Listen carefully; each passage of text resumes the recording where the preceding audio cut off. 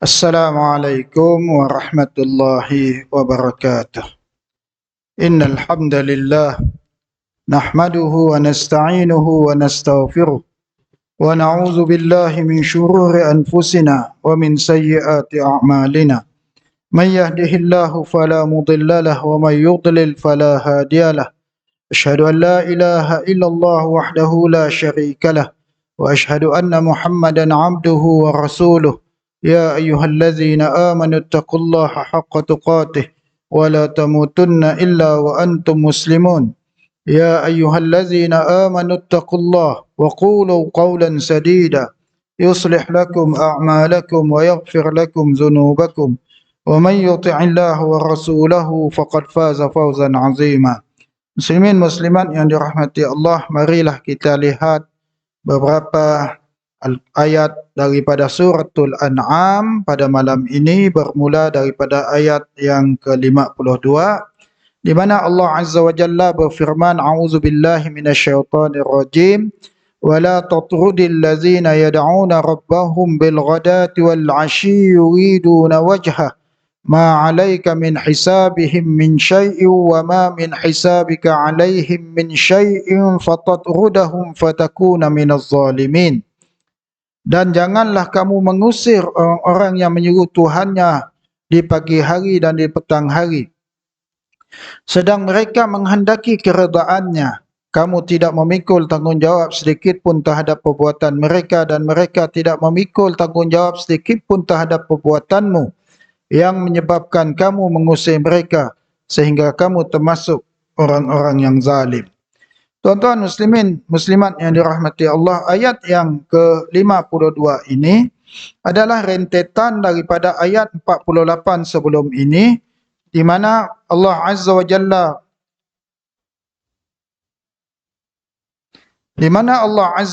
di dalam ayat yang ke-48 telah menjelaskan kepada kita tentang tugas para rasul. Di mana dalam ayat yang ke-48 Allah Azza wa Jalla menyatakan, wa ma nursilul mursalina illa mubasysyirin wa munzirin, dan tidaklah kami mengutuskan para rasul itu melainkan untuk membawa dua tugas, yaitu membawa khabar gembira dan membawa khabar ancaman. Jadi di dalam ayat yang ke-52 Allah Azza wa Jalla menyebut tentang arahan-arahannya kepada baginda sallallahu alaihi wasallam, ya, setelah disebut tentang, ya, yang pertama dalam ayat 48, faman amana wa aslaha, yang beriman beramal soleh tidak ada ketakutan bagi mereka, adapun orang yang mendustakan ayat-ayat Allah kelak mereka akan terkena azab. Kemudian dalam ayat yang ke-50 Allah Azza wa Jalla menjelaskan tentang Nabi sallallahu alaihi wasallam itu tidak mengetahui perkara yang gaib kecuali apa yang diberitahu oleh Allah Subhanahu wa taala. Kemudian dalam ayat yang ke-51 Allah Azza wa Jalla menyatakan tentang perintah kepada Nabi sallallahu alaihi wasallam agar memberi peringatan kepada orang-orang yang mahu menerima peringatan. Manakala dalam ayat yang akan kita lihat pada malam ini, ayat yang ke-52, Allah Azza wa Jalla memerintahkan kepada Rasulullah sallallahu alaihi wasallam agar sentiasa mendekati orang-orang yang saleh. Ya. Ayat yang ke-52 ini membawa kepada kita suatu panduan bagaimanakah kita memilih orang-orang yang dekat dengan kita. Apa kata Allah Azza wa Jalla? Wala tatrudil ladzina yad'una rabbahum bil ghadati wal 'ashyi. Janganlah kamu menghalau daripada sisimu, daripada duduk bersama-sama denganmu, ahlul ibadati wal ikhlas, ya, orang-orang dari kalangan ahli ibadat yang ikhlas kepada Allah, kerana kamu mahu duduk dengan orang-orang lain. Ya, jadi tuan-tuan dan puan-puan, Allah Azza wa Jalla beri peringatan kepada Rasulullah sallallahu alaihi wasallam. Peringatan kepada Rasul adalah peringatan juga untuk kita. Ya, kalau nak duduk dekat, duduklah dekat dengan orang-orang yang allazina yad'una rabbahum bil ghadati wal 'ashyi yuriduna wajhah. Duduklah dekat dengan orang-orang yang sentiasa berdoa kepada Tuhannya pada waktu pagi dan pada waktu petang, yang mana mereka hanya mencari keridaan Allah Subhanahu wa taala. Yuriduna wajhah. Kita disuruh untuk banyak duduk dengan ahli ibadat dan orang-orang yang ikhlas. Bila kita sebut ahli ibadat di sini, ia membawa maksud orang yang betul ibadatnya. Bukan asal nangga orang yang duduk di masjid, lalu kita mikirnya ahli ibadat. Tidak. Ibadat yang benar ialah ibadat yang berdasarkan ilmu yang benar. Ya, ibadat yang benar berdasarkan ilmu yang benar. Ya, sebab ibadat tu sesuatu yang ditentukan oleh Allah. Sebab ya disebut ibadat yang ikhlas. Ibadat hanya untuk Allah. Bila ibadat hanya untuk Allah, ia mesti sebagaimana dikehendaki oleh Allah, bukan dikehendaki oleh kita. Adalah hamba Allah. Dari seninya belajar kita sih tahu.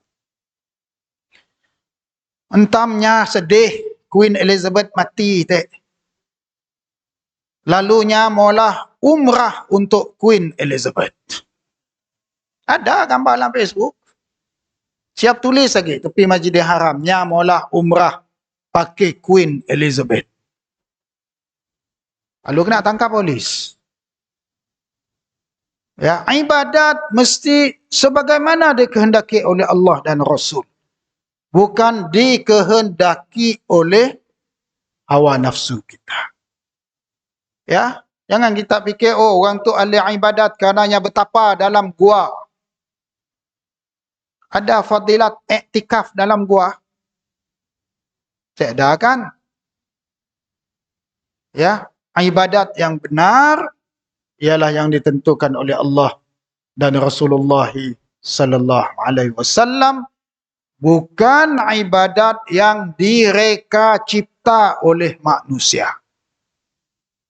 Bahawa orang kita tu mudah tertipu. Asal ada ajak bunyi bahasa Arab ya, hanyalah ya ikut. Ya, tidak. Ya, tidak sedemikian.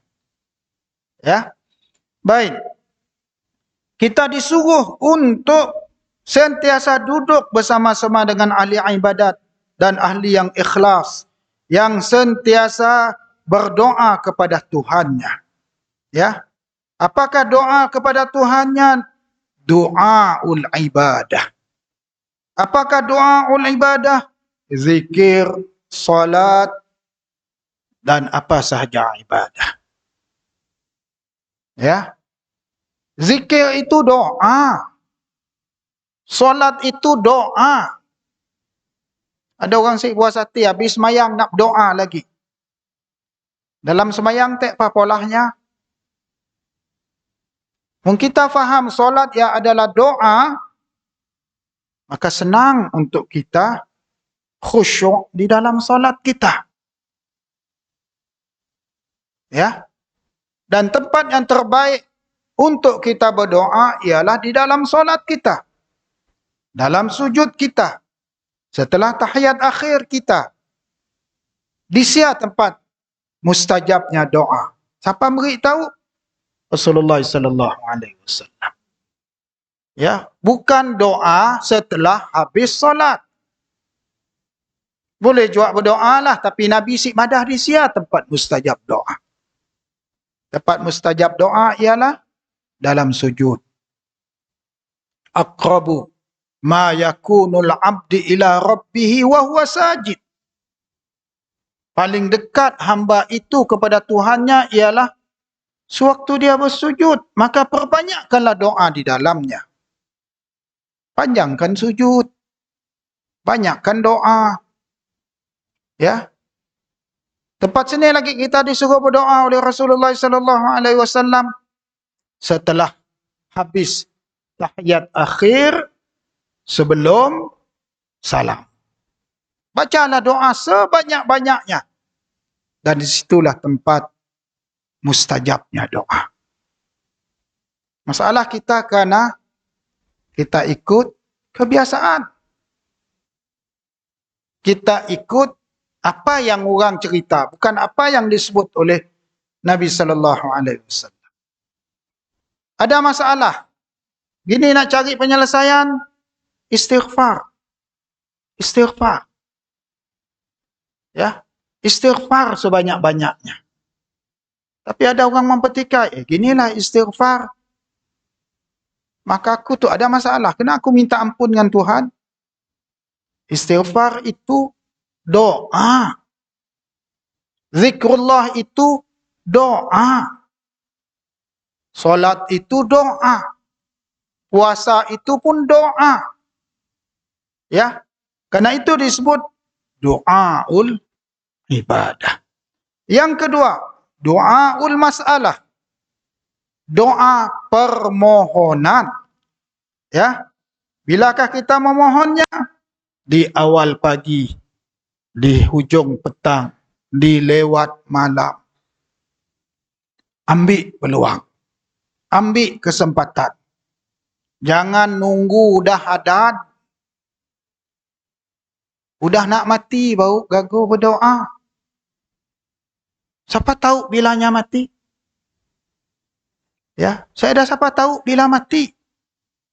Maka tiap hari kita mesti bersedia untuk mati. Dengan kita banyak beristighfar, berdoa, memohon ya kurniaan daripada sisi Allah Subhanahu wa taala. Kata Syekh As-Sa'di rahimahullahu taala, ahli ibadah seperti ini yang berdoa kepada Allah pagi dan petang, ya, tidak ada tujuan mereka berbuat demikian kecuali tujuan yang mulia, yaitu mencari redha Allah Subhanahu wa taala. Maka orang-orang yang seperti ini tidak layak untuk kamu jauhi. Bahkan orang-orang yang seperti inilah sepatutnya kamu jadikan sebagai sahabat karib yang kamu cintai. Dekatilah mereka, kerana ahli-ahli ibadah inilah makhluk-makhluk pilihan Allah, walaupun mungkin mereka fakir, ya, sedangkan pada hakikatnya mereka mulia di sisi Allah, walaupun pada pandangan manusia mereka ini bukanlah orang-orang yang mulia. Orang yang berdoa kepada Allah pagi dan petang, mereka akan sentiasa dekat dengan Allah. Mereka akan sentiasa ingat kepada Allah. Apa sebab? Ada si orang berdoa untuk mencuri. Allah beri kejayaan kami ada operasi curi esok. Ya. Ada operasi menipu. Ada si orang berdoa, mudahan kami dapat ngambil rasuah ya kelak. Saya ada. Hatta orang jahit pun saya akan berbuat sedemikian. Ya. Tetapi orang yang mahu dekat kepada Allah Azza wa Jalla, pasti mereka akan sentiasa minta keampunan Allah. Minta keselamatan di dunia dan di akhirat. Hasil daripada doa minta keselamatan dunia dan akhirat itu tadi, maksiatnya akan berkurangan. Ibadahnya akan bertambah-tambah. Supaya tuan-tuan, untuk mendekatkan lagi diri kita kepada Allah, baca doa untuk kita pun. Bukan hanya baca doa untuk diri kita pun. Fahamilah doa yang kita minta. Allahumma a'inni ala zikrika wa syukrika wa husni ibadatik. Ya Allah, bantulah aku untuk sentiasa berzikir mengingatimu dan bersyukur kepadamu dan memperelokkan ibadah kepadamu. Setiap hari kita faham, minta. Sekurang-kurangnya ada rasa malu kita kepada Allah Azza wa Jalla. Sekiranya ibadat kita si bagus, kita lalai, kita kurang khusyuk dan sebagainya. Ya. Alhamdulillah barangkali kita ahli masjid, tapi kita perlu lebih bagus daripadanya. Alhamdulillah barangkali tiap hari kita iktikaf di masjid, tapi barangkali kita perlu lebih bagus daripadanya. Lebih bagus kita ni dah iktikaf masjid, duduk majlis ilmu. Seada majlis ilmu, baca Quran. Ya, dah masuk waktu solat, siap untuk solat. Berdiri ajak Bilal kamat, masuk saf. Tu saya dah ceramah, si ngaji, beloyak, lepak sikit lah. Kamat dah Bilal, lagi beloyak juga belakang nun. Cobalah berebut saf pertama. Ya, itu penambahbaikan noh, tasing anak orang, tangan anak sama diri kita pun. Ya. Bangun ajak Bilal kamat, apa maksudnya? Ya dah panggilan akhir ya, last call. Azan tadi dah Tuhan nunggah kita, bukan Tuan Bilal nunggah kita. Kamat ya. Sepatutnya lom habis kamat kita dah berada dalam saf masing-masing. Kalaulah kita tahu, kata Nabi SAW, kalaulah kamu tahu tentang kelebihan saf yang pertama, nescaya kamu sanggup berebut, mencabut undi untuk mendapat giliran berada pada saf yang pertama. Ya. Jadi, tuan-tuan dan puan-puan, bila kita sebut tentang orang-orang yang sentiasa berdoa kepada Allah pagi dan petang, ya, orang tu ibadahnya kepada Allah akan menjadi lebih baik. Ya, sebab apa? Karena doa itu sendiri adalah ibadah. Seterusnya Allah Azza wa Jalla menyatakan, ma 'alaika min hisabihim min syai'in wa ma min hisabika 'alaihim min syai'. Ya, bahasa senangnya, bukan urusan kamu untuk menilai mereka dan bukan urusan mereka untuk menilai kamu. Ya, sedang mereka, ya, kamu tidak memikul tanggungjawab terhadap perbuatan mereka dan mereka tidak memikul tanggungjawab terhadap perbuatanmu. Semua orang akan dinilai oleh Allah. Siapa berbuat baik, dia dapat kebaikan. Sesiapa yang berbuat buruk, maka dia mendapat keburukan. Ada hasilkah kebaikan orang yang duduk dalam majlis orang berlagu melompat-lompat? Ataupun lebih banyak kebaikan bagi orang yang duduk di masjid bersama dengan orang yang salat, baca Quran, zikrullah? Ya. Bayangkan yang tengah melompat-lompat, berlagu, berjoget, ya, mampus waktu ya. Dapat kita madah, mudah-mudahan beliau bangkit bersama para nabi. Ataupun yang bangkit bersama dengan nak melompat-lompat sama tadi. Dan wujudkah yang melompat-melompat ke daya dalam syurga?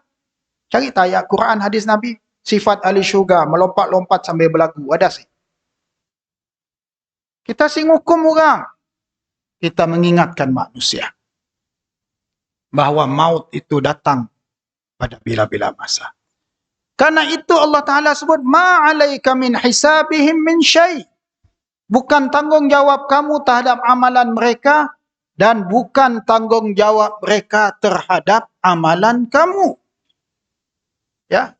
Maksudnya, orang yang beramal ibadat lebih, ya untungnya. Kita dapat daripada ibadatnya, si dapat. Kita mula ibadat lebih, dapat orang lain ambil ibadat kita, si dapat. cerita hamba Allah yang tadi. Ikhlas ni punya mola umrah untuk Queen Elizabeth, dapat pahala? Si dapat, yang bukan Islam. Si dapat. Ya. Apatah lagi, kita tu jangan lupa, si daya dulu lah menjajah kita, merompak hasil negara kita. Tapi masalah manusia tu cepat gila lupa dan tertipu. Ya.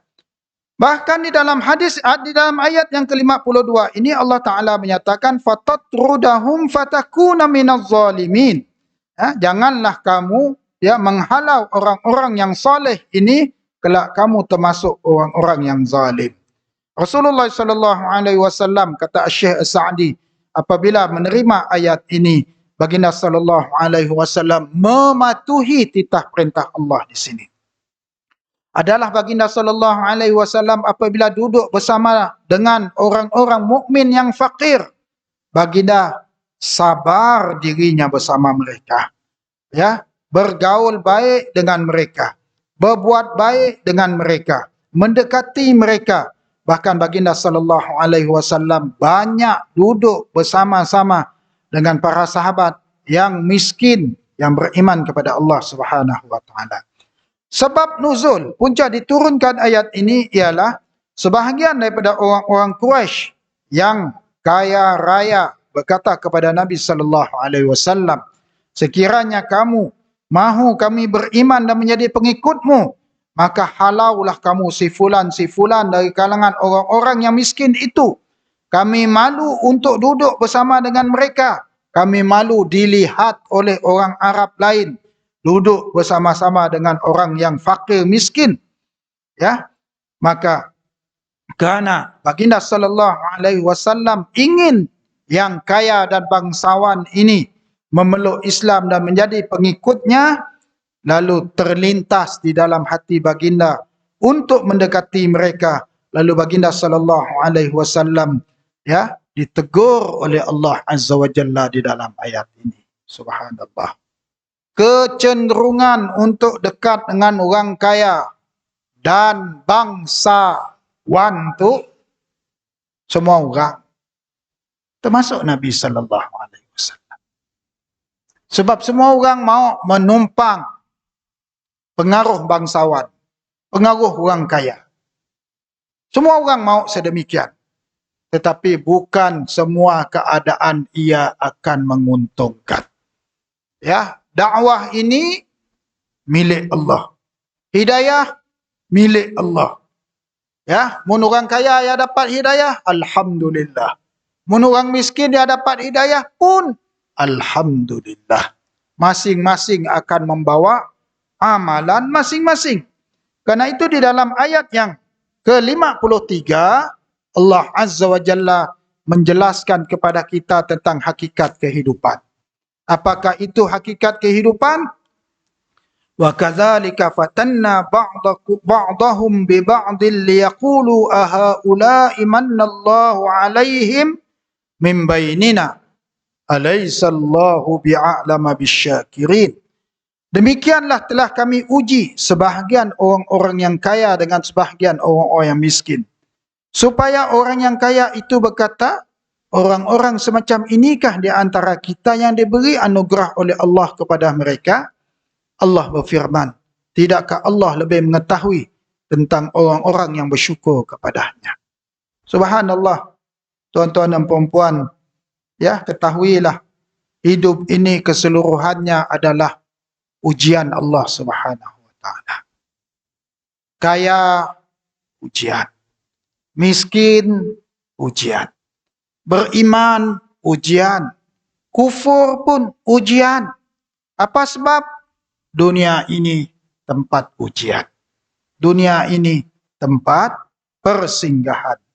Kata Syekh As-Sa'di rahimahullahu ta'ala, inilah hakikat ujian Allah kepada hamba-hambanya. Di mana Allah Ta'ala menjadikan sebahagian daripada mereka kaya dan sebahagian daripada mereka miskin. Sebahagian daripada mereka mulia, sebahagian daripada mereka terhina.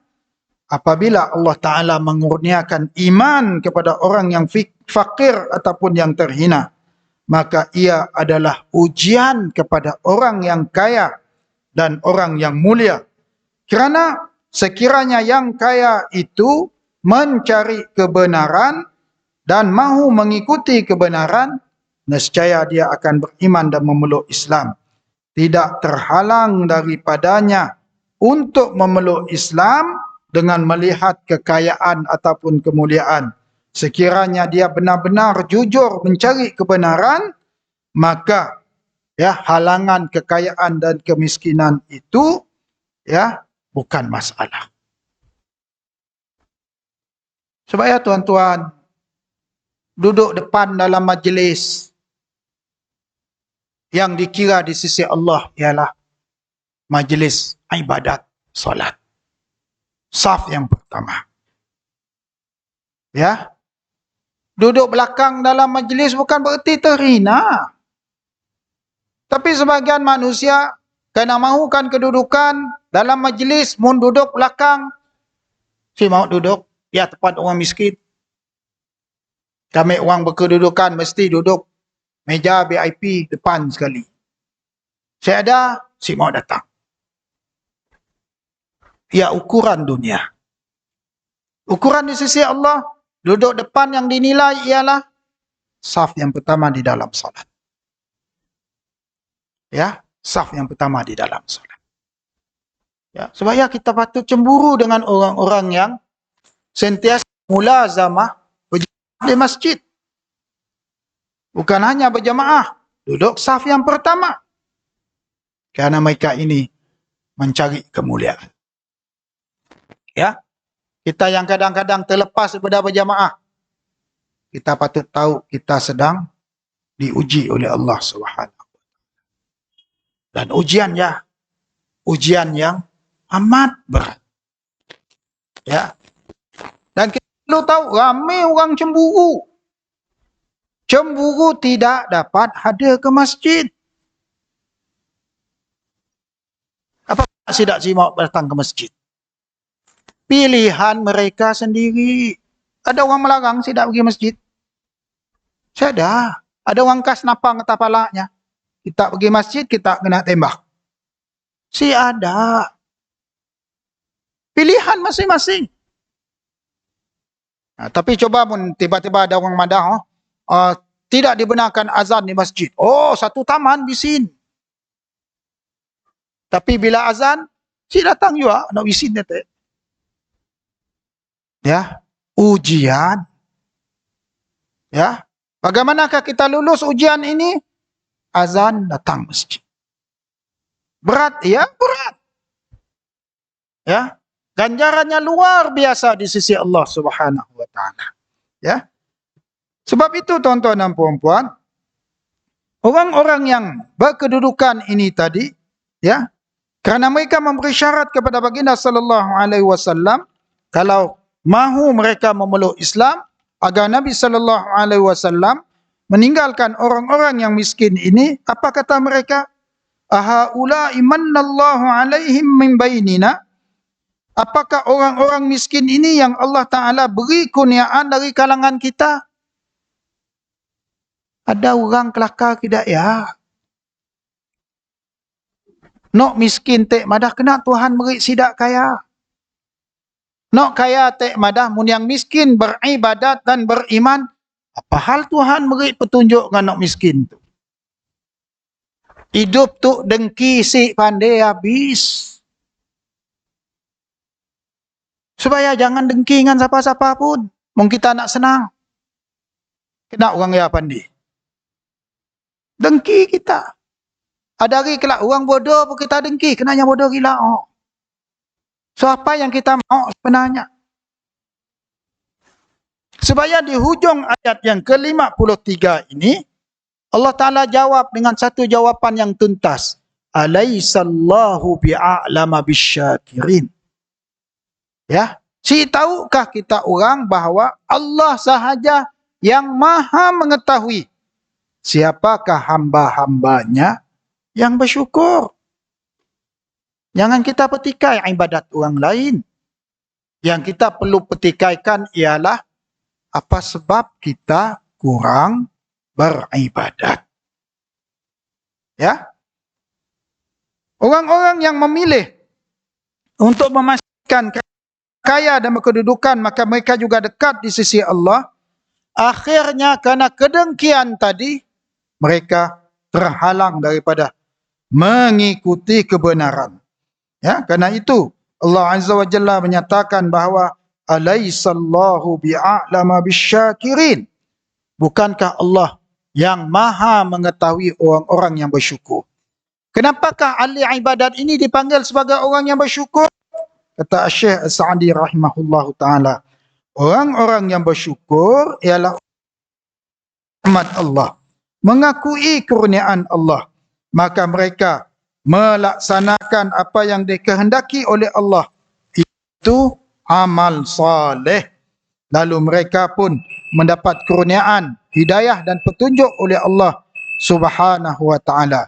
Kata Syekh As-Sa'di lagi, sesungguhnya Allah Azza wa Jalla itu maha bijaksana. Ya, Allah tidak kurniakan kelebihan kepada orang yang tidak punya kelayakan. Orang-orang yang mempertikaikan ya ibadat orang-orang yang fakir itu tadi adalah orang-orang yang mempertikaikan kekuasaan Allah Subhanahu wa ta'ala. Allah bagi nikmat keimanan kepada orang yang fakir dan sebagainya kerana mereka bersyukur kepada Allah Subhanahu wa ta'ala. Jadi kerana itu Allah Azza wa Jalla melarang Rasulullah sallallahu alaihi wasallam daripada mengusir orang-orang yang beriman dari kalangan ahli ibadah. Bahkan Allah Azza wa Jalla memerintahkan Rasulullah sallallahu alaihi wasallam untuk bercampur gaul dengan mereka, memuliakan ahli-ahli ibadah ini dan menghormati mereka kerana merekalah manusia yang dekat kepada Allah Subhanahu wa ta'ala. Ya, kerana itu disebut dalam ayat berikutnya, wa idza ja'akal ladzina yu'minuna biayatina faqul salamun alaikum. Apabila datang kepada kamu orang-orang yang beriman kepada ayat-ayat kami, maka katakanlah kepada mereka salamun alaikum, sejahteralah untuk kamu. Ya, disebut sedemikian kepada orang yang beriman sebagai tanda penghormatan, sebagai tanda kemuliaan bagi menjadikan mereka sentiasa kuat keazaman mereka mencari rahmat Allah dan kemuliaan Allah Subhanahu wa ta'ala. Di samping apabila disebut salamun alaikum, untuk mengingatkan mereka agar kekal dalam ibadah dan menjauhi dosa dan maksiat, sentiasa bertaubat kepada Allah dan sentiasa mencari keampunan Allah Subhanahu wa ta'ala. Karena itu tuan-tuan dan puan-puan, ayat yang kita bacakan pada malam ini ya, insya-Allah mengingatkan kita bahawa kita lemah ya, kita sentiasa terpedaya. Di antara jalan untuk menguatkan iman kita dan ibadah kita ialah dekatlah dengan ahli ibadah. Karena apabila kita dekat dengan ahli ibadah, ia akan mengingatkan kita agar sentiasa cerdas beribadah kepada Allah Subhanahu wa ta'ala. Wassallallahu ala Muhammad wa ala alihi wa sahbihi wasallam. Wassalamualaikum warahmatullahi wabarakatuh.